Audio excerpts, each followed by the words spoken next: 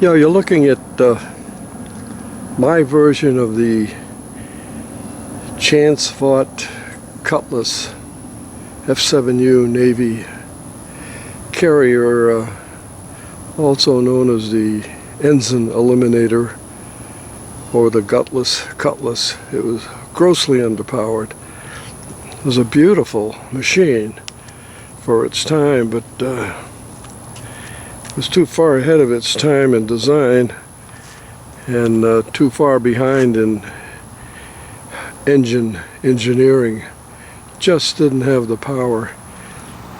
Trying to follow suit, I have I have not really overpowered this thing. Still flies better than the original, but it's not overpowered by any means. The video you're going to see is fairly short. I actually had some radio interference, and I think it was caused by the fact that I had a half a dozen binding plugs taped to the side of my antenna, which probably reduced the range considerably. But even so, it came down okay without much of a problem. And my video hat, another excuse here, is not adjusted properly. It's aiming a little too low, so I've missed a lot of the high stuff. Anyway, for what it's worth, this is just a short video, proof of flight.